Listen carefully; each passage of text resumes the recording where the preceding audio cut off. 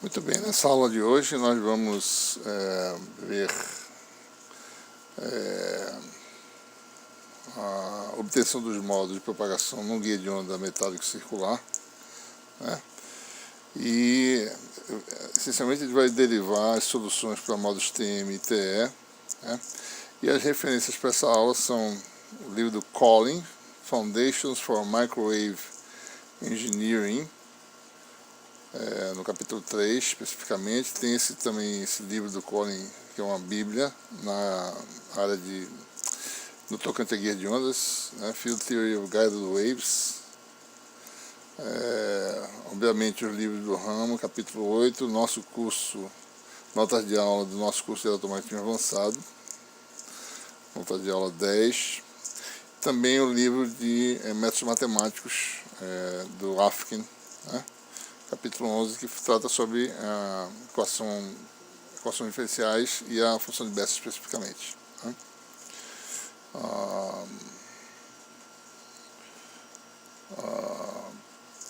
Bom, então considere aí essa estrutura metálica. Você tem um guia de onda com paredes perfeitamente condutoras, né, em que você tem o eixo Z, a gente assume sendo o eixo longitudinal, né? E aí você tem uma parede cilíndrica de raio A, num sistema de coordenadas XYZ, né, digamos assim. Na verdade aqui seria, do jeito que eu desenhei, eu teria que fazer assim, né, para ficar um sistema cíclico. O Y tem que estar aqui, certo? Então X, Y e Z para lá, né?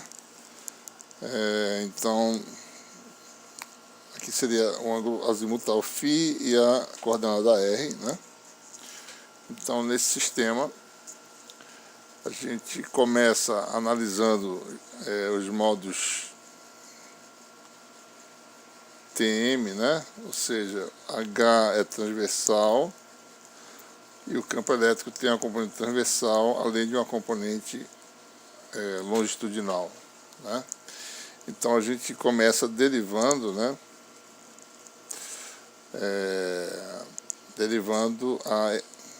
Tentando obter uma solução para a equação diferencial para a componente longitudinal do campo elétrico, né?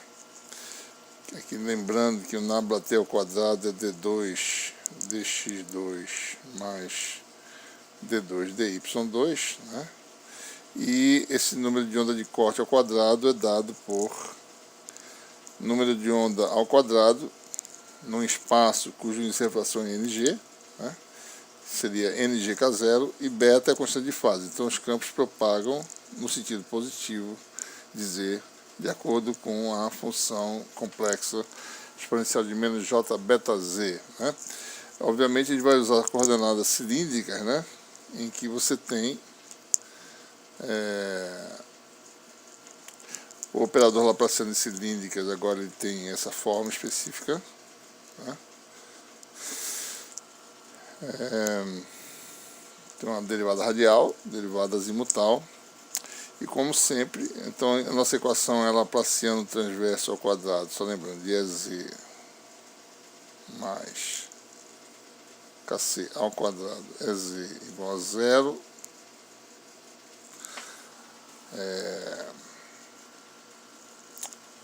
nós temos então essa equação diferencial, né? E mais uma vez assumindo o EZ fatorado no produto de uma função radial e uma função azimutal, nós temos aí, é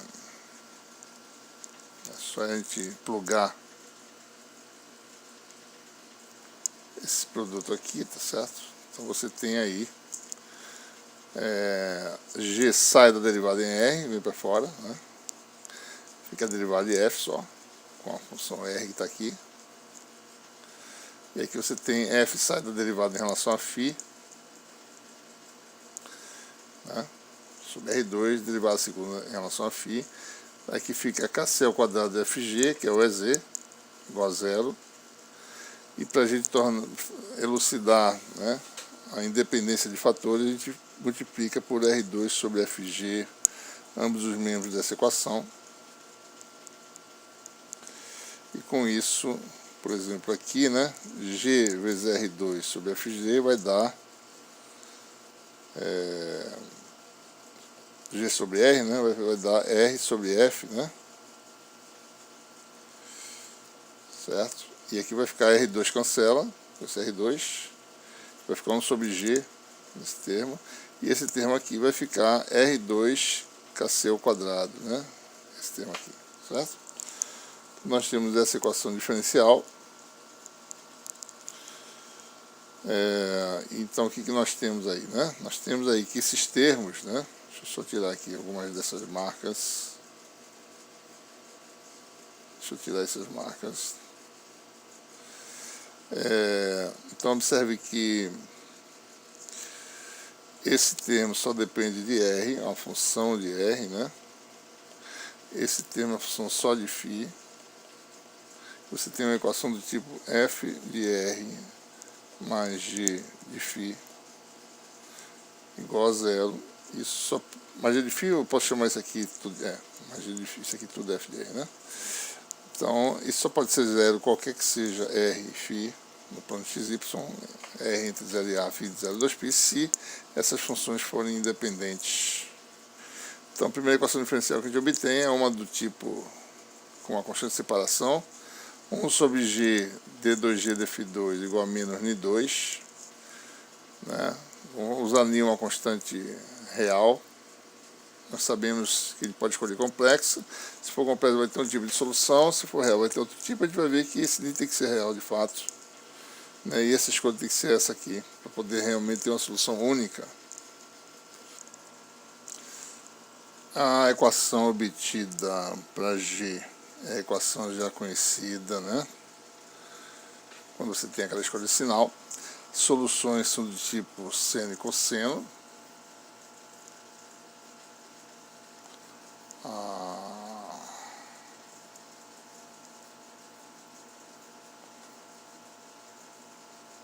E observe que para a gente ter, observe quem tem o domínio completo, né? O G de onda, o φ varia de 0 a 2π.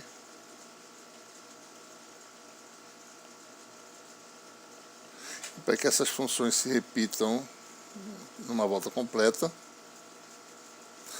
esse número tem que ser um número inteiro, né?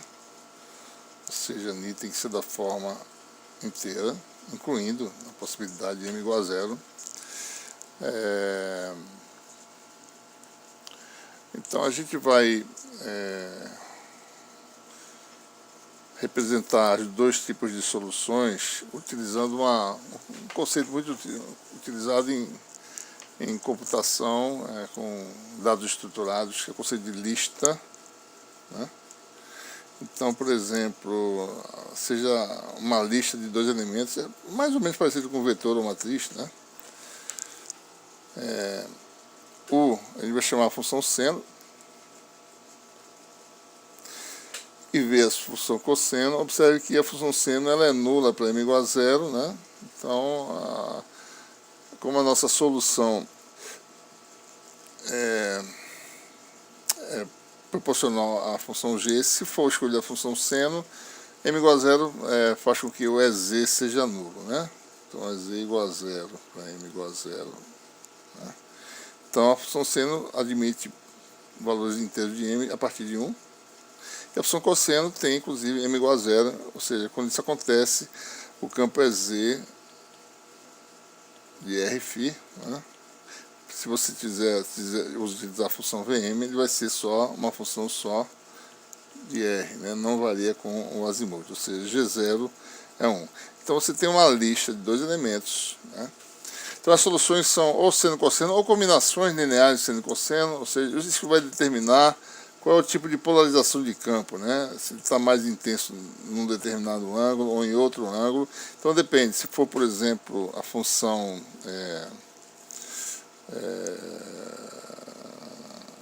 seno, né? Você vai ter um tipo de polarização. Se for função cosseno, você vai ter um outro tipo mais intenso de polarização, né, do campo elétrico. Certo? Bom, com essa escolha, voltando aqui para a página anterior, tá certo? Isso aqui, deixa eu deletar isso aqui. Isso aqui foi igual a menos, deixa eu escrever aqui. Esse aqui foi igual a menos m ao quadrado, né? Então a equação resultante na variável radial vai ser isso combinado com menos m2. Você tem uma equação diferencial agora, radial, dessa forma aqui, né? Radial, e rearranjando, né, multiplicando por, expandindo essa derivada, por exemplo, esse aqui fica R sobre F, essa derivada, né? Derivada do produto, derivada desse vezes esse com a derivada R vezes a derivada de R, vai dar R D2F dr2, expandindo, este vezes a derivada disso, que dá R D2F dr2, mais df dr vezes a derivada de R, mais df dr, né? Mais kc ao quadrado R2 menos M2 igual a zero, né? Então fica aí, eu vou escrever aqui em cima, certo? Vai ficar multiplicando vezes F, né? Vai ficar R2 D2F dr2, primeiro termo, mais R df dr, mais R2 kc ao quadrado menos M2 sobre R2 igual a zero, que é esse termo aqui, com R2 em evidência. E se eu agora dividir por R2, fica uma equação conhecida, né, que assume essa forma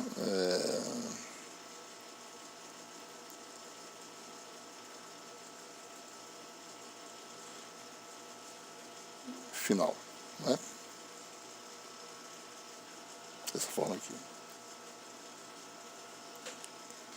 A gente ainda pode fazer uma mudança de variáveis, definir a variável kc vezes R, e com isso você tem ddr, né? ddxi, que é esse termo aqui, dxi dr, que é kc, derivada segunda, d2 dr2, é simplesmente kc ao quadrado, d2 dxi2. E fazendo essa mudança de variáveis, você fica aqui, d2f dr2 passa a ser kc ao quadrado d2f dxi2, né? df dr é kc d dxi, vai ficar e o r é xi sobre kc, então você fica com esse fator aqui, e finalmente fica com esse, e aí você tem uma equação diferencial bem conhecida, que é a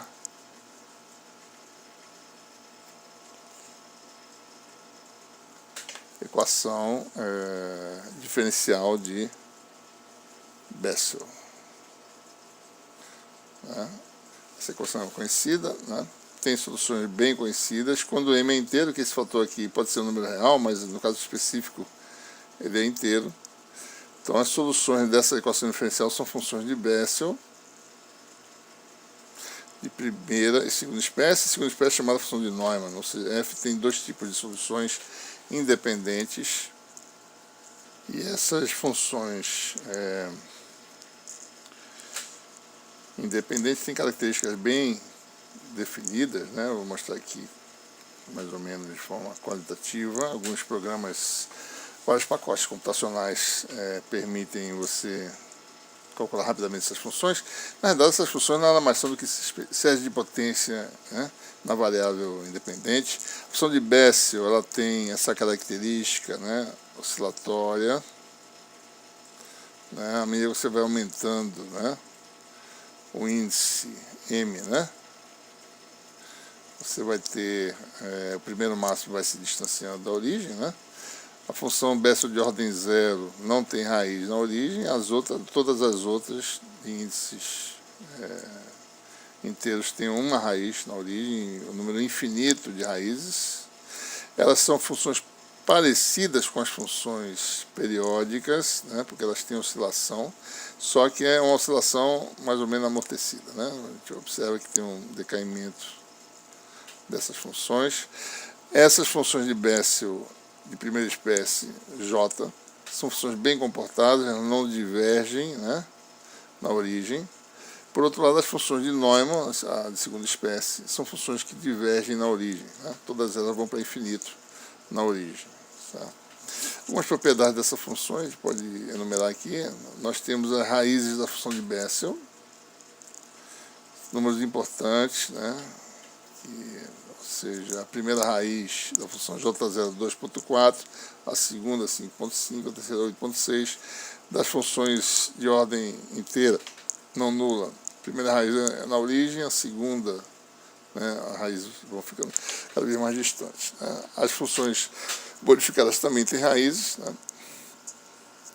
Então, são as características que a gente tem que considerar. Tem algumas propriedades das funções de Bessel, por exemplo, função de Bessel de argumento negativo, né, pode ser colocada em termos das funções de Bessel de argumento positivo, né, usando esse fator menos 1 elevado a m. Relações de recorrência, qualquer que seja as funções de Bessel, elas satisfazem essa propriedade. A soma de duas quase vizinhas, né, dá a intermediária com o fator 2m sobre x, derivada da função dfm dx é dada por essa expressão. Isso aqui tem uma importância, por exemplo, né, se eu calcular a derivada dj, é importante isso aqui para o nosso estudo, dj0 dx, né, é 1 meio de j menos 1 de x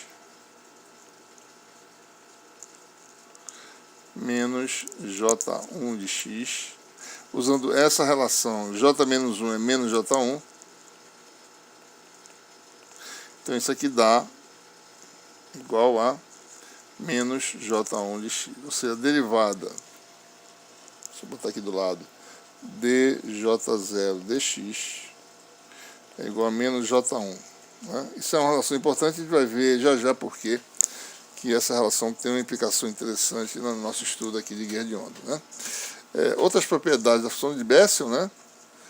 Para argumento pequeno, você retém o termo de menor ordem da função de Bessel, ela é uma potência x elevado a m, mais ou menos, né? Só lembrando que essas funções são séries de potência com determinada característica, né? A função de Neumann não está muito preocupado com ela, que ele não vai usar, né? E interessante também para argumentos grandes, né? As funções de Bessel, especificamente a Jm, ela parece com a função cosseno, só que a amplitude cai com a raiz de x. Né? Bom, tem outras propriedades que não são relevantes aqui para o nosso estudo, né? Você pode fazer combinações lineares de j e y, né? E aí você tem as parentes, digamos assim, das exponenciais complexas, né? Exponencial de jx, são as funções de Hankel, são essas funções aqui, mas isso não é muito relevante para o nosso estudo. Certo? Bom, vamos determinar agora a forma final do nosso campo. A gente está falando de modos TM, né? Por enquanto. Então a gente vai excluir as funções de Bessel de segunda espécie, porque elas divergem na origem. Então nosso campo EZ vai ter um formato, certo? Que vai ser Jm, o argumento é esse número adimensional, que é o número de onda de corte vezes R. E aqui você tem uma lista, né? Gm, lembrando, né? O G com esse tio é uma lista de dois elementos, U, V. Né?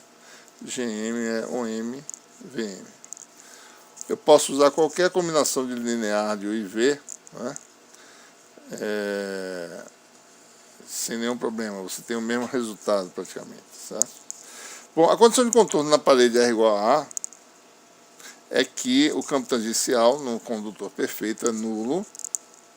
Então, a gente começou com o modo TM exatamente porque o modo TM ele já envolve diretamente a condição de contorno direta com EZ. Então, quando você faz isso, você tem M é a ordem da função periódica, né? E aí você tem uma condição que, para isso acontecer, que o Kc vezes A seja uma raiz da função de Bessel de ordem M. Ou seja, isso determina os valores possíveis de Kca. Então, se você diz que Pmn é a enésima raiz da função de Bessel, né? Ou seja, isso aqui seria P, né? Então, a função de Bessel de ordem M é uma coisa, e a enésima raiz dessa função, P de Mn. Então, você tem aí o número de onda de corte, que vai ser agora indexado por dois números inteiros, né?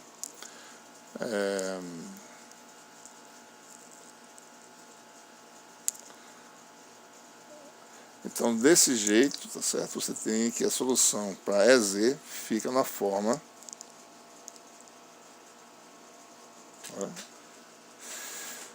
Uma função que em R igual a A vale Jm de Pmn, e nós sabemos que sendo a raiz da função de Bessel de ordem M, isso aqui dá zero, então EZ automaticamente satisfaz a condição de contorno. E aí você tem as possibilidades para G, né? Qualquer combinação de linear, ou cosseno-seno, ou qualquer combinação linear de seno e cosseno. Então vamos observar algumas coisas, né? Primeira raiz da função de Bessel de ordem zero é não nula, né? É a única função de Bessel que tem raiz não nula é J0, né? Então, M igual a zero tem a ver com a variação azimutal. M igual a zero vai ser cosseno de 0φ, a função, que é igual a 1. Então, não tem variação em φ. Então, os modos são modos Tm0n, né? Tm0n, são dessa forma, Tm01, 02, 03, etc, né? Então, esses modos não exibem variação dos campos com a coordenada φ, né? As funções Jm com M maior que zero tem uma raiz nula, e essa não é contabilizada como a primeira raiz. A primeira raiz é essa raiz não nula, ou seja, tanto para J0 como para os Jm's, a primeira raiz vai ser a n igual a 1, ou seja, é a primeira raiz não nula, né? Algumas propriedades importantes dessas funções de Bessel, né?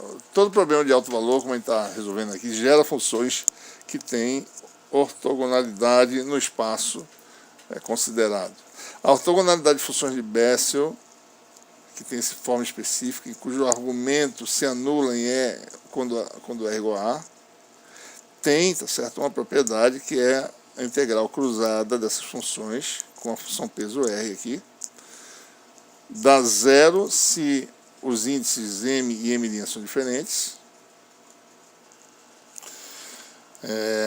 Então, essas são as propriedades, né?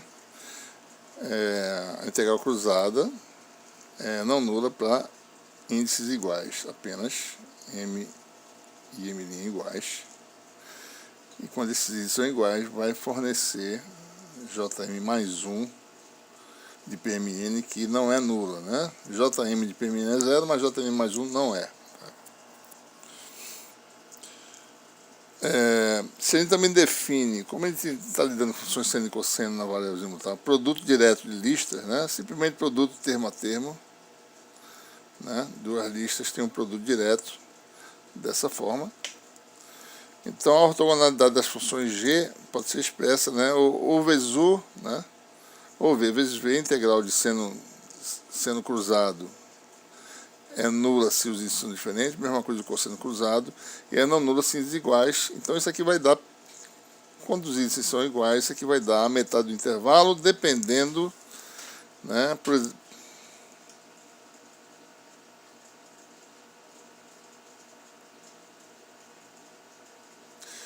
vai dar, por exemplo, função u, né? Se m for 0, isso aqui dá 1, então a função u, o 0 é nula, né? Então isso aqui vai dar 0, tá certo? A função v, se for m igual a 0, então isso aqui dá 2, porque quando m igual a 0 vai ser cosseno ao quadrado, 1 vezes dφ, da integral de dφ dá 2π, então você tem um fator de 2, né?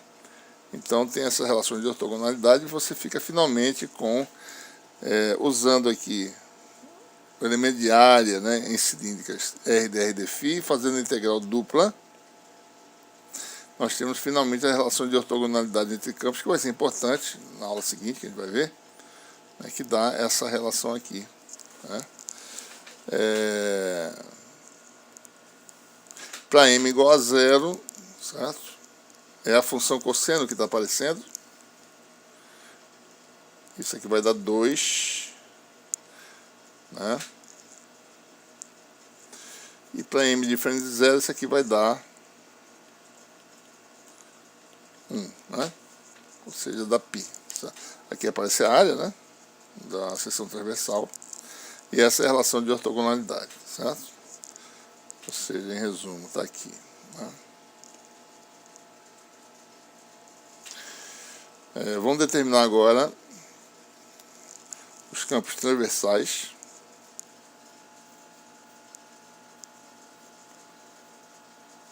A gente usa a receita, né,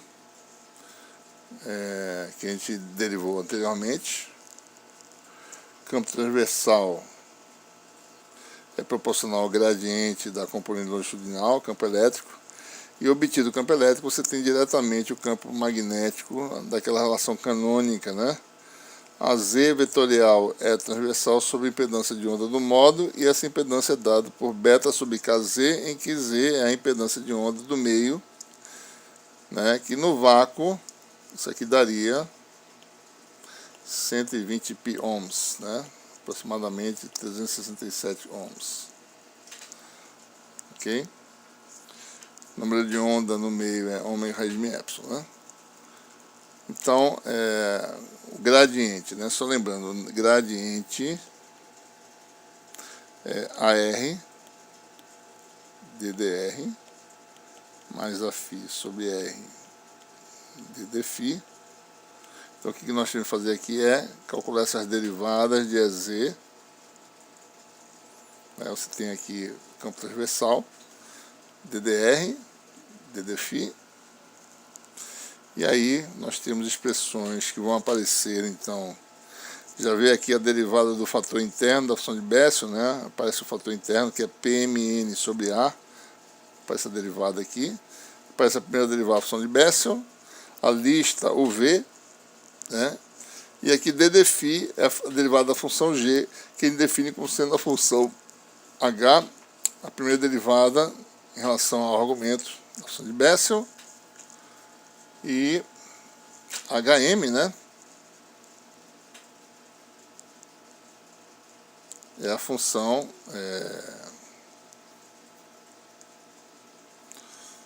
HM é dgm dφ, que é ddφ de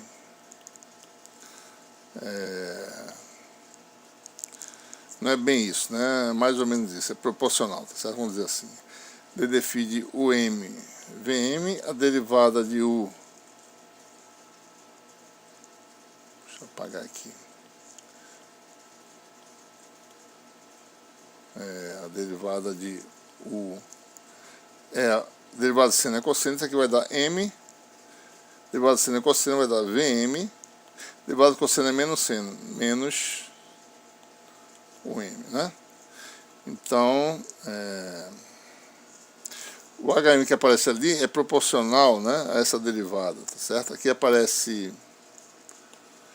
a função H, que é VM menos o M, e o fator de m está aqui fora. Né? Então eu defino Gn como sendo a função com MVM, e HM é essa função VM menos o M. Né? Aparece aqui. Então aí você tem o campo transversal e o campo magnético transversal fazer o produto vetorial do AZ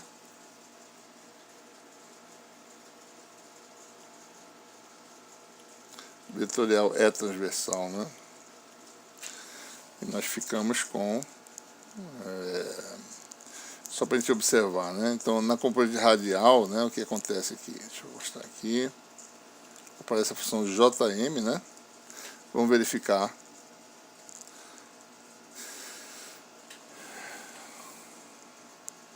Então, AZ vetorial Aφ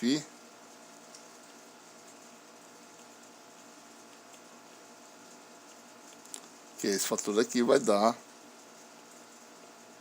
AR, né? Então, na direção radial vai aparecer a função JM e AZ vetorial AR, aliás, isso aqui vai dar menos, né? Menos AR, AZ com Aφ dá menos AR e AZ com AR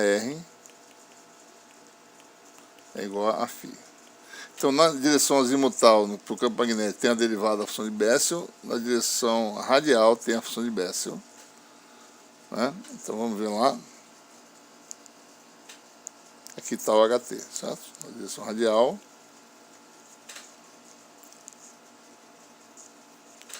Você tem aí essa função, né? Na azimutal você tem a derivada, certo?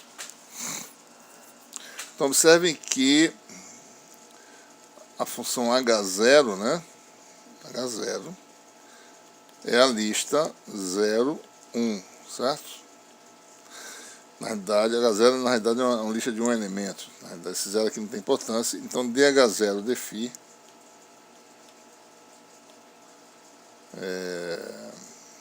aliás, DG0 deφ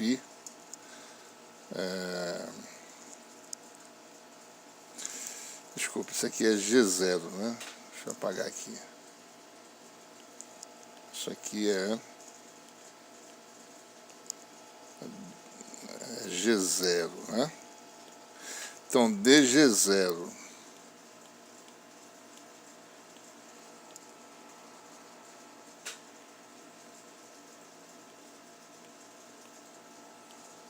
G0 deφ dá 0, né? Porque é derivada da função 1, né? Muito bem.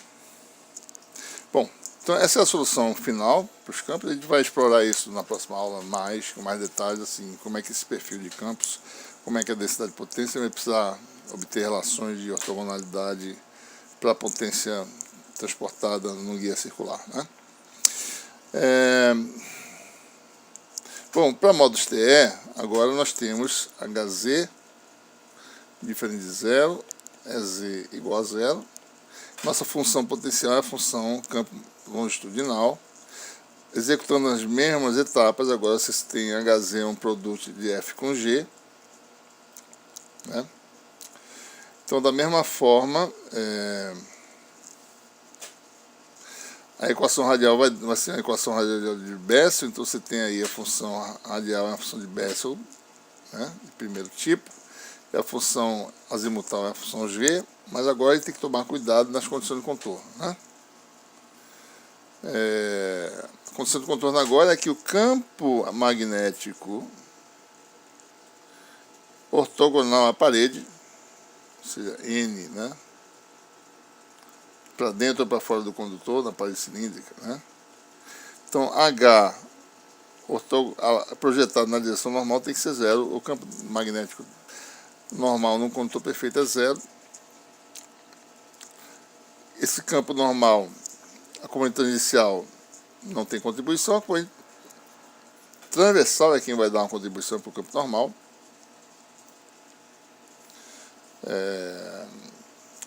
E o HT vem do gradiente do Hz, né?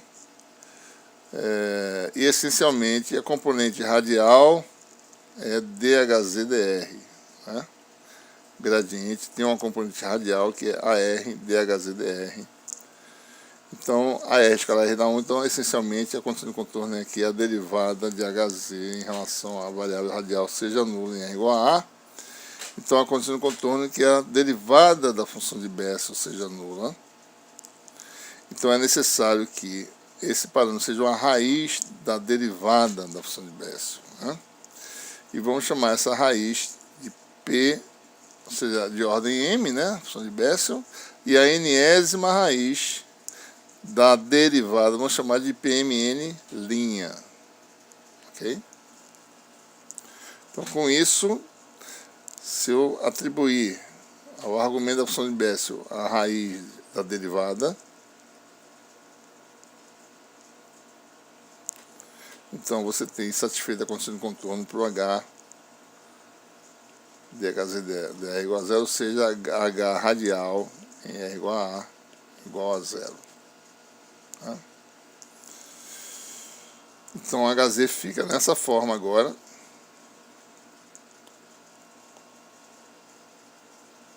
Mesma estrutura para a função G, né? Ou seno ou cosseno. E agora você tem uma função de Bessel um pouco diferente, em que o fator de escala que aparece é PMN' sobre A.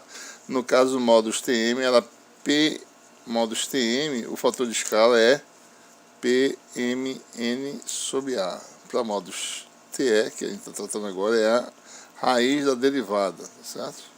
PMN' sobre A. Que são diferentes, são posições diferentes, isso tem implicações, e quem tem a menor frequência de corte ou maior frequência de corte, da teoria de Sturm de Liouville para equações diferenciais, se mostra que também as funções derivadas, as funções que têm argumento desse tipo, em que o fator de escala é a raiz da derivada, são ortogonais também, tá certo? Essa ortogonalidade é importante, né? E essa é a relação de ortogonalidade, certo? Quem não tiver visto isso, eu sugiro que dê uma revisadinha nas referências em que se trata da equação diferencial de Bessel, né? E essas propriedades saem dessa equação diferencial. Tá? Pronto, então finalmente a componente longitudinal do campo obedece a essa relação de ortogonalidade, né? Aqui a seção de sigma é o elemento de área. Esse integral aqui no fundo é a integral dupla, né? Integral de 0 a de R dr, integral de 0 a 2π em dφ. Tá? Você tem essa relação de ortogonalidade. E para m igual a 0, você tem aquele problema do cosseno vira 1, né? Aí você tem a integral de cosseno ao quadrado em equação de 1 dφ dá 2π. Então tem um fator de 2 aqui, certo? Bom, então, continuando, né? Os campos transversais agora são obtidos por essa receita. O H transversal vem diretamente do gradiente do HZ. E o ET é obtido uma relação semelhante àquela do módulo TM, né? É o produto vetorial AZ com HT com a impedância de onda do módulo dada por essa expressão. Tá? E aí você tem, então, a solução para HT. Observe que eu estou botando um tio aqui para dizer que tem, para um dado vetor, né? Isso aqui tem duas possíveis soluções, U e V, né? Porque você tem aí proporcional a G, e G é uma lista de dois elementos, né? Certo? Por isso que aparece esse tio que a gente está botando aqui, só para lembrar que tem duas possibilidades. Quando você escrever uma separada da outra, ele faz de uma forma só. Tá?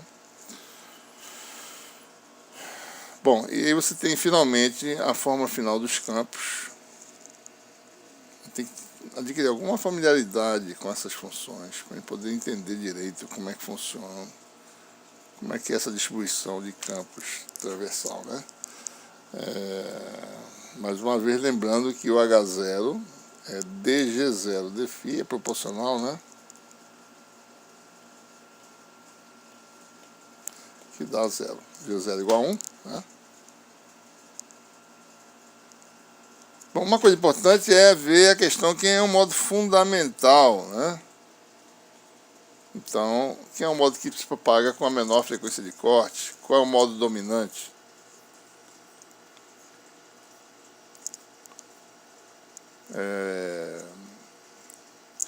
Bom, as frequências de corte são determinadas pelo parâmetro Kc de Mn, né?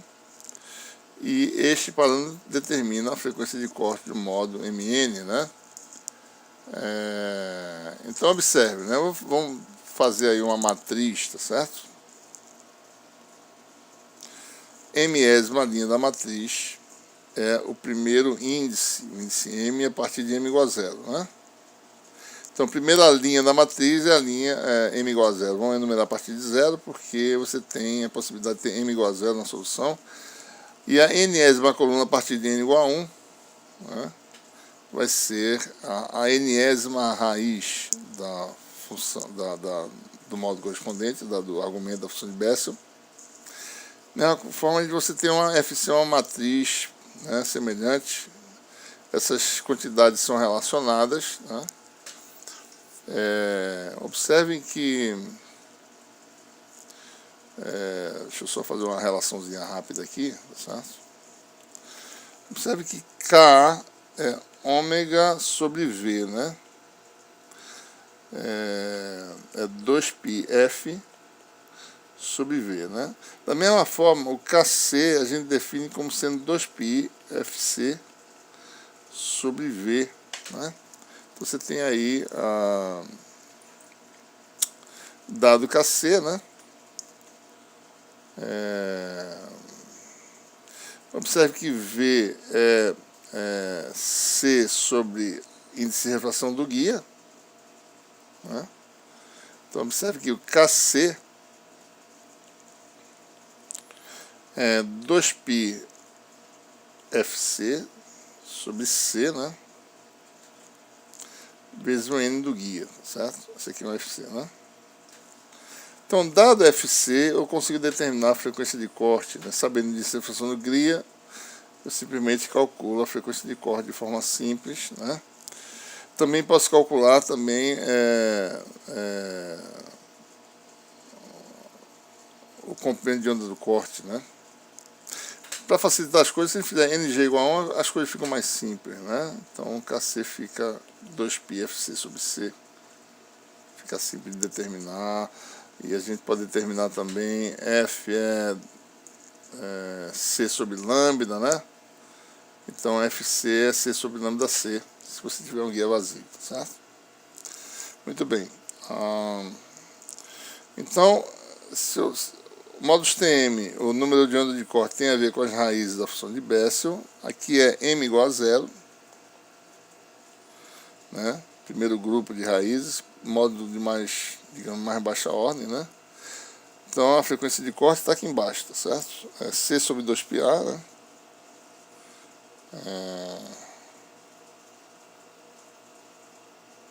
Porque observe que Kc é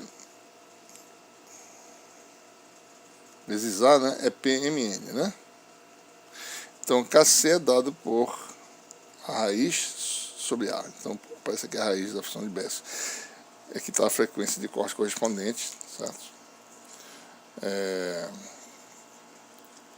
Se você tem o modo TM 1, 2, vamos ver aqui, TM 2, M igual a 0, M igual a 1 e N igual a 2, né? Isso aqui deve estar errado, né? Desculpe. Esse aqui é TM, isso aqui está errado. TM23, não TM12. TM23 tem uma frequência de corte Kc23, que é 10 sobre A. Então vamos ver aqui. 012 TM. Não, aqui, o exemplo ali é TM13, desculpe. Esse exemplo aqui está errado. Esse aqui é TM13. TM13 tem a frequência de corte M igual a 1, N igual a 3. 10.1735, né? Então esse aqui é TM13. né? Você teria o KC de 1,3, dado por essa expressão aqui. Menor frequência de corte do modo TM é o modo TM01, certo? Observa que o menor número que nós temos aí é 2.4, tá? Então a frequência de corte menor que tem é essa 2.4 C sobre 2πA. Né? Por outro lado, os modos TE eles estão associados às raízes da derivada da função de Bessel. Essa aqui é m igual a 0, m igual a 1, né? E aí é n igual a 1, n igual a 2. Observe que a menor número de ondas de corte do modo TM é o modo TM, aliás, o modo TE é o modo TE11. Menor frequência de corte é essa aqui, que dá um KC igual a 1.84 sobre A. Né? Então, se você guia vazio, isso aqui dá 2π sobre lambda do corte, né? Então, o comprimento de onda do corte no modo TE11 é A 2π sobre 1.84, certo? Isso aqui vai dar... Aqui estão as frequências, né? Só para a gente... As frequências de corte do modo TM. Aqui está o modo fundamental. TM, aliás, TE11. Né? Aqui está o número de onda de corte desse modo. E aqui tem o maior comprimento de onda possível, que se propaga dentro do guia circular, que é 3.4 vezes o raio. Né? Outra observação importante, né? Os modos TE0N e TM1N têm mesmas enésimas frequências de corte. Né? Por quê? Né? Os modos TE0N, né, são aqueles que têm a J0N, PMN' R sobre A. E os modos TM1N são aqueles que têm J1N, né? PMN R sobre A. Observem que isso é a raiz da função de Bessel, da derivada da função de Bessel. A derivada de J0 é J1, né? De J0N dr é proporcional a J1, né? Que a gente falou anteriormente, tá certo? Então, essas funções, então o argumento que está aqui é a derivada, a raiz da derivada J0, que é a própria J1, que se confunde com a J1 que vem da solução TM. Então, esses modos têm a mesma frequência de corte, né? Então, é isso que a gente falou anteriormente, derivada de J0 é menos J1, isso tem essa importância. Esses modos são chamados de modos degenerados, né? Então, se você tem uma frequência, uma dada frequência, que esses modos, que o modo TE possa existir 0N, também o modo TM, 1N pode existir, né? Nessa condição, certo? Muito bem, então era isso que a gente tinha para falar nessa aula. Na aula seguinte, a gente vai explorar um pouco mais as propriedades de propagação de modos em guia circular. Até a próxima.